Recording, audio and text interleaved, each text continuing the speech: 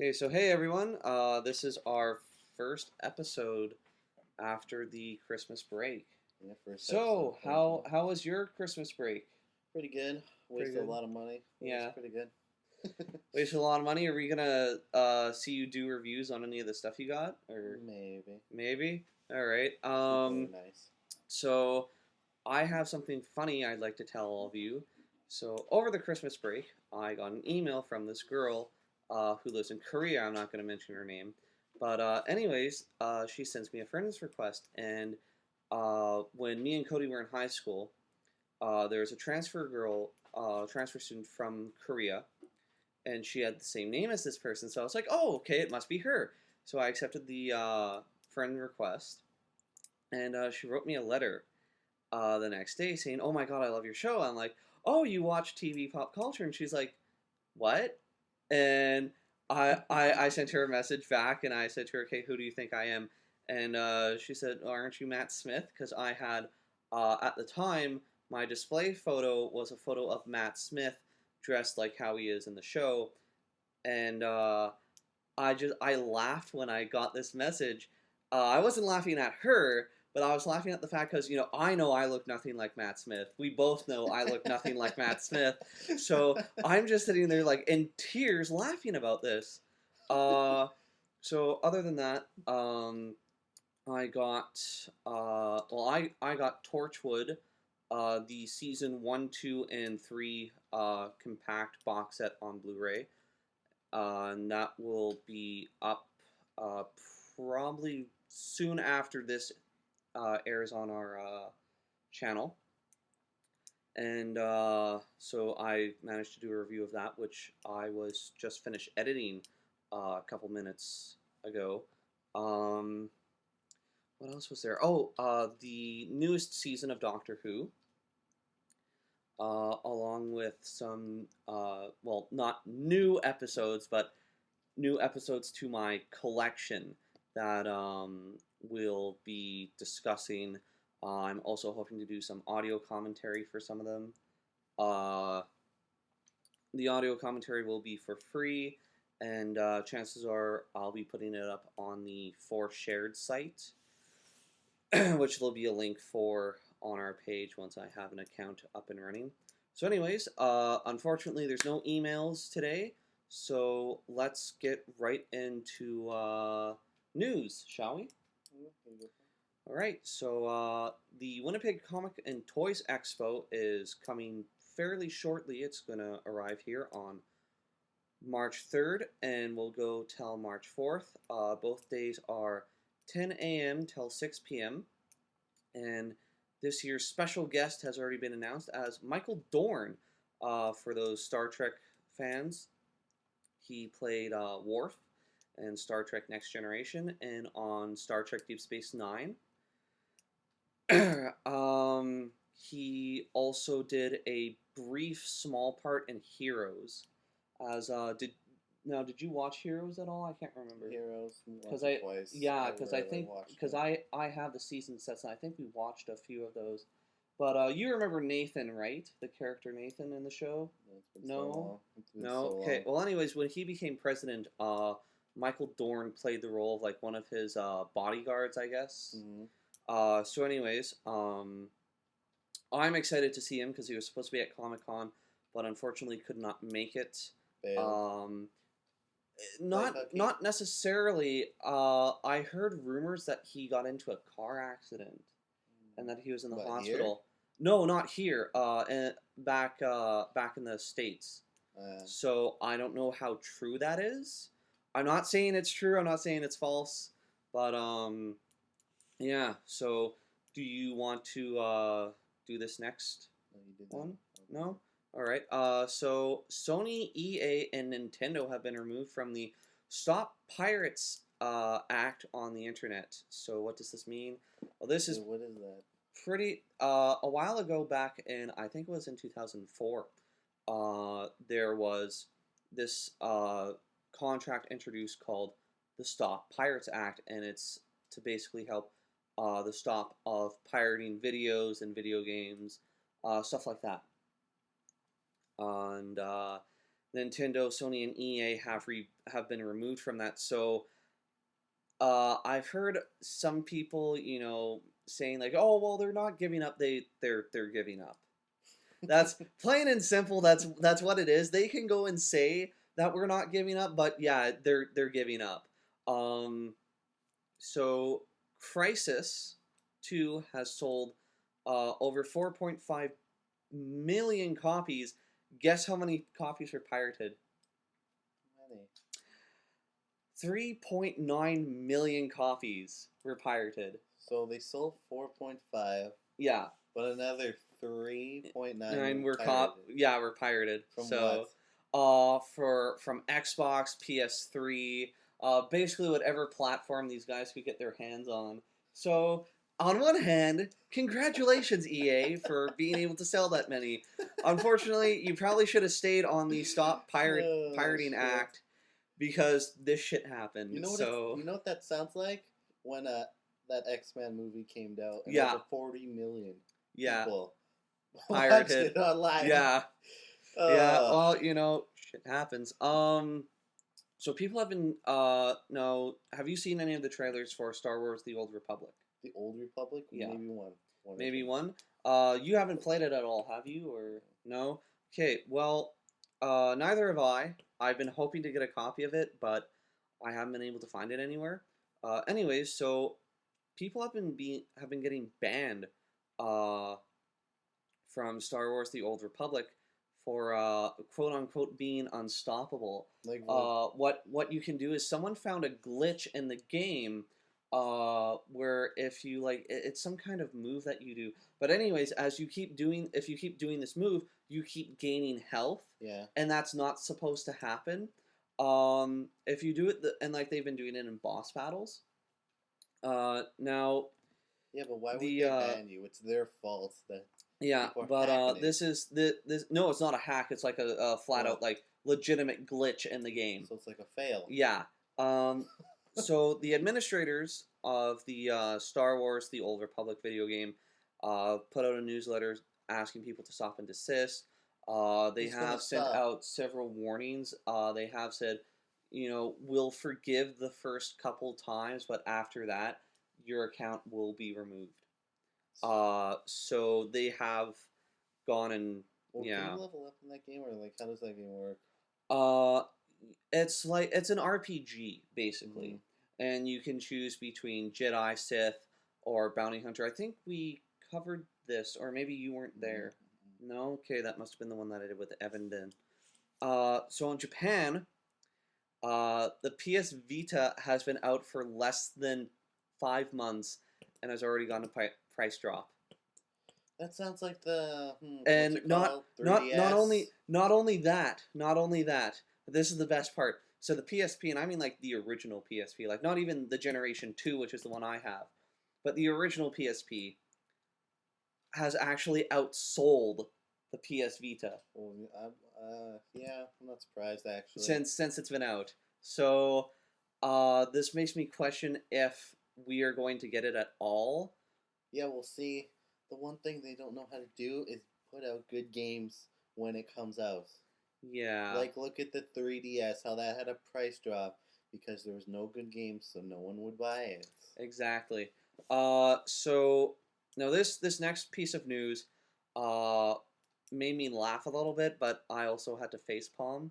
So Kanye West, oh God, this douchewad. I mean, Kanye West is making a video game for the iPhone, Oh my god! and he says quote unquote, I want to make a game for the iPhone so that the kids in school can play it without getting in trouble. So apparently, apparently everyone has an iPhone.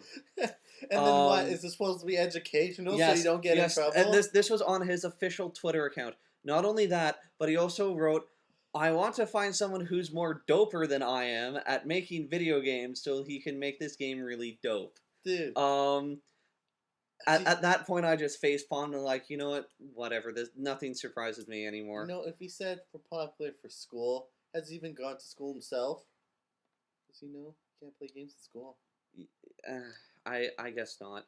Anyway, I don't know. I guess it's like for recess. At recess. Yeah, so Yes, apparently because elementary 10-year-olds kids. have Yeah, a yeah. iPhone. Well, You know, actually, I'm yeah, not surprised.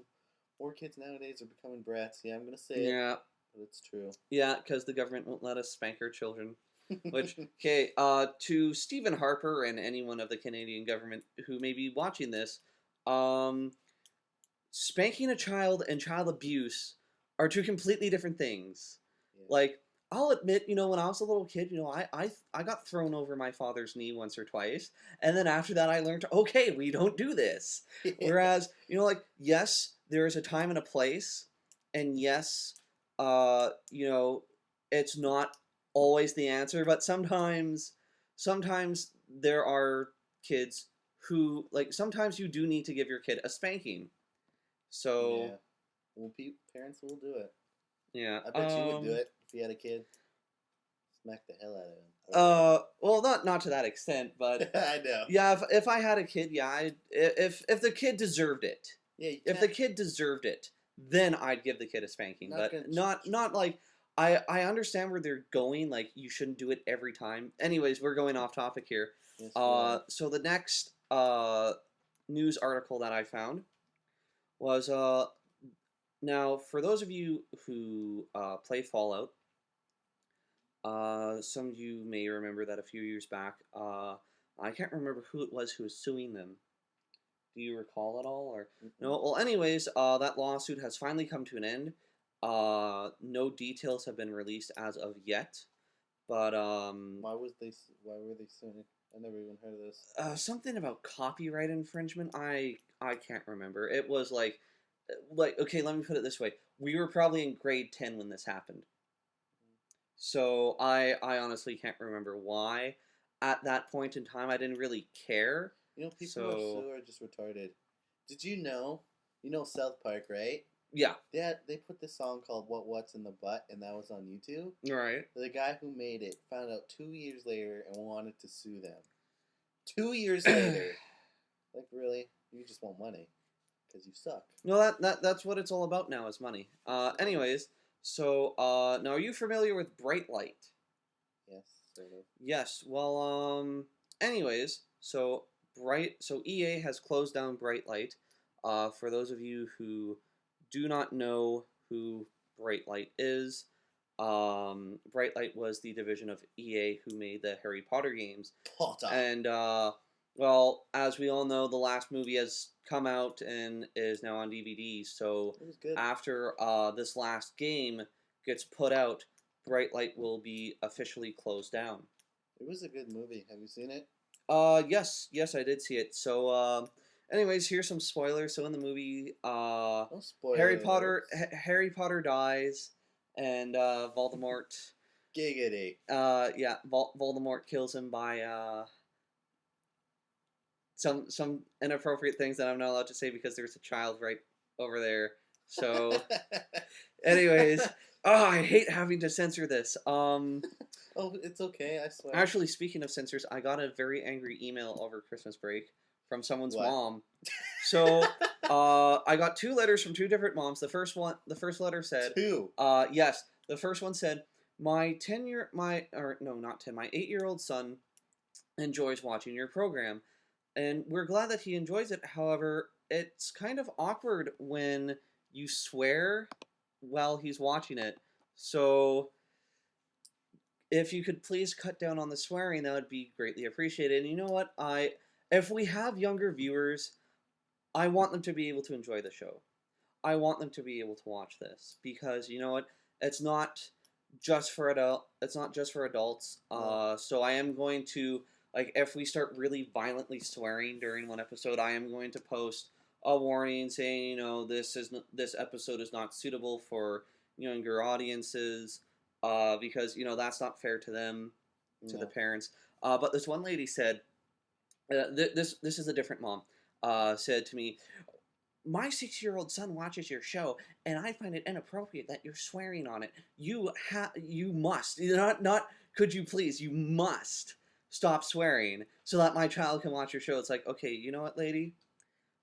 First off, I'm glad your kid enjoys our show, but really, if you have such a problem with it, just tell him he can't watch it. And in all honesty, okay, your kid is 6 years old, which means by now he's in school, which means by now, whether you like it or not, he's probably heard someone swear once or twice. And then also, he's 6. Why would he be watching this? How would he? I don't know. Man, you know what? It's probably because Star Trek is making a comeback. Mhm. So maybe that's it. I don't know. Anyways, so yeah, I just want to bring that up. That you know what?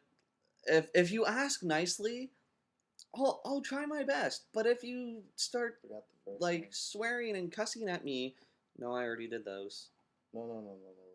Yeah. Anyways, so like, but if you start like swearing and cussing me out, in a email message, yeah, I'm just gonna flip you off because that's not cool. But anyways, on to the next article. So this article is entitled "Make It So: Microsoft Working on Holodecks." So for those of you Star Trek fans like myself, probably squealed with joy when you found this out. So I had no idea what you were Microsoft, talking about. he doesn't watch Star Trek, so he has no idea. No. I'm going to have to fix that because I thought we had watched some of the movies, but I No. guess not. He tried to explain this to me earlier. Yeah, I did not get it doesn't work. No. Anyways, so Microsoft is currently working on a and I kid you not, an actual holodeck. So what does this mean? Well, first off, let's hope this means it's not going to be ran on Windows Set or Windows Vista. So oh, Vista is dead. yeah. Like, come on, everything's So, on 7 now. anyways, Microsoft is, I'm thinking, going to be using Windows 7. Oh, for sure. They Yes. don't even use Vista anymore. That will be to like set up the different stories, the different programs, etc. And more specifically, they are working on a wall-size 3D screen. The 3D won't require any sort of glasses or goggles. Instead, the 3D effect will be created by beaming two images directly into your eyes. The technology will also be able to track your eyes and adjust the image accordingly. So, unlike glasses, So it's almost like a 3DS. yeah, pretty much.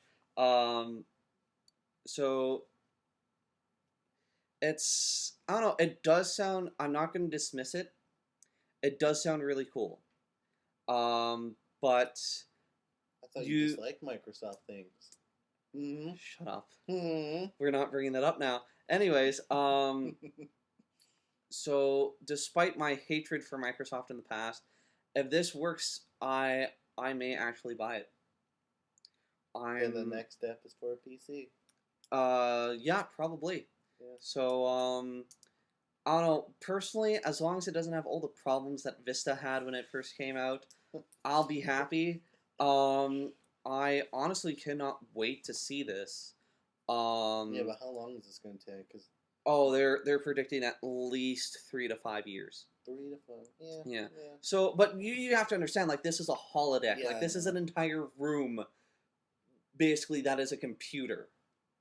So, however, this does concern me because, you know, once we get to the point where it becomes an entire room, no one's going to leave their house. Like, the world's just going to stop because everyone's going to be too obsessed with Yeah, but with their holodecks. And if you think about it like this, okay, it'll start with stuff like, you know, Sherlock Holmes and, you know, King Arthur and, you know, whoever else.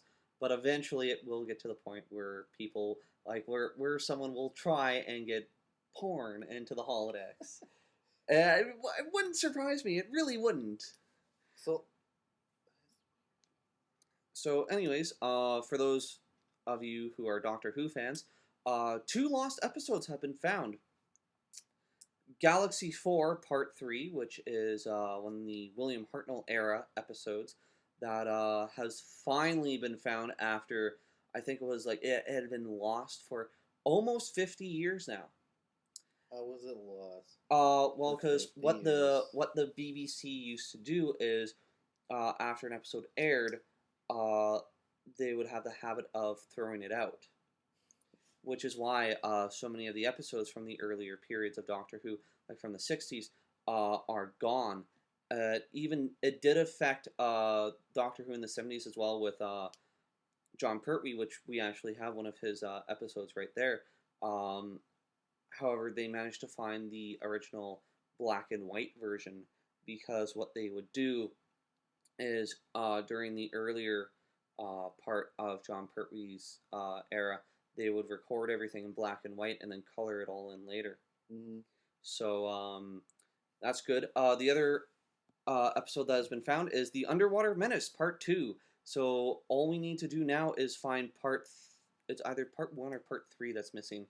And then we have all the parts for Underwater Menace. Just So, hope it doesn't take another 50 years. Yeah, let's hope. Well, Underwater Menace has been missing for quite that long. Mm. And I think we're still missing Part 4 for Galaxy 4. I could be wrong. And, like, come on, they're probably not looking hard enough for one of them to be 50 years. Yeah. Well, the thing is that BBC, with most of these episodes, are relying on fans to come forward who have these episodes on VHS. Mm-hmm. So, But then it's not an original. well, yeah, but usually what they do is like they'll reimburse them. Yeah. Like they'll give them a free copy of the DVD or whatever. And some episodes didn't even make it to VHS. So those ones, actually up until recently, were thought to be lost forever. Because what happened was, recently scientists have discovered a way to find old radio and TV signals that are still floating around the air. Because radio signal and a TV signal never dies. They just keep spinning and floating around the planet. So, with that being said, like, if you have the right equipment, like, I could go back, hook up this equipment to my TV, and watch a TV show from, like, the 40s. So, yeah. Anyways, so, now for those Full Metal Alchemist fans, now, I'm sure most of you have probably heard about the new movie that has come out, called Full Metal Alchemist, The Scarred Star of Milos. Anyways, so this will be airing nationwide in Canada for 2 nights, January 15th and January 19th. Now, 11 Arts has started a... there's a ringing in the background. Anyways, that's my phone. It'll have to be delayed. Yeah, anyways, so 11 Arts, who is one of the producers behind the film. God, that is annoying. And I can't edit that out. I know what that is. What is it? I'll have to answer it. You have to answer it? Yes. God damn it. Okay. Keep talking. Okay, anyways, so Cody will be back. Unfortunately, I won't be able to edit this. Hello? So, 11 Arts, which is one of the producers for the new Full Metal Alchemist movie, has provided this contest, which is for Canada only. So, there will be 230 tickets to be priced. However, they have 5 tickets each to the following theaters. All you have to do is enter your name, which you can find this on the Anime News Network, and there'll be a link to it on our Facebook page on January 11th. So this will be before it actually hits theaters that you guys will be able to see this.